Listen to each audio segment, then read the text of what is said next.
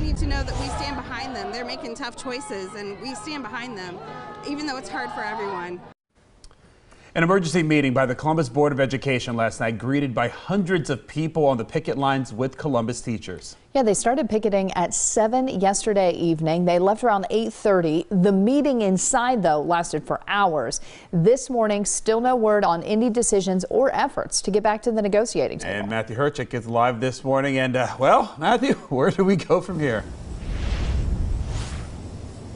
Yeah, good morning, Matt, Monica. Yeah, like you said, the Columbus City School Board members didn't come out of their meeting last night until after midnight. They took roll and immediately went into executive session for more than 5 hours, like you said, discussing the next steps in these contract negotiations.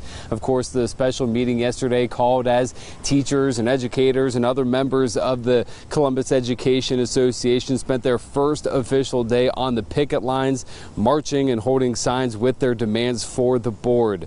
Now, the union voted to strike Sunday night after the CCS board came back with two final offers they believe to be fair and believe to have met the concerns of the union. In a news conference, board president Jennifer Adair says the best and final offer included a 3% annual raise for teachers, limits on class sizes, and limits on how many schools in which arts teachers would be required to teach. The board's proposed contract also created a committee to come up with ways to better address concerns about health, safety, and building conditions at schools. Now, despite that, still 94% of union members voted to strike. And while the board says they still haven't received notice from the union about their sticking points, the union says that's simply not true. That isn't a lie.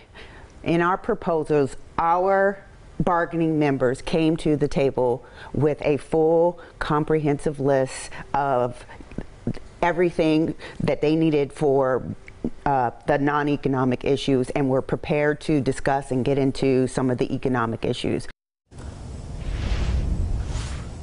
Fuentes has urged that this is not a salary issue for the teachers. This is about getting safer schools for the students here in Columbus that they deserve. Meanwhile, the board last night would not give any indication as to which changes, if any, they plan to discuss at that meeting.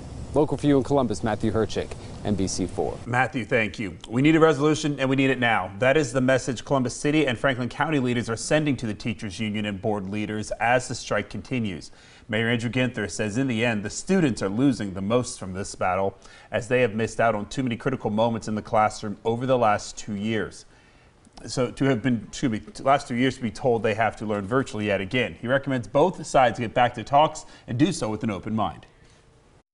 What's important now is for both sides to engage with one another, to keep an open mind, to embrace empathy, reason, and understanding, and to move quickly and constructively toward a responsible solution.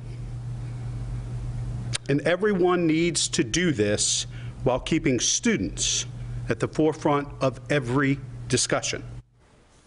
As of now, Columbus City students will be starting classes virtually on Wednesday. The city is opening 9 support student centers inside of neighborhood community centers as a safe place for students to access online learning. For a full list of those locations, head to our website, NBC4i.com.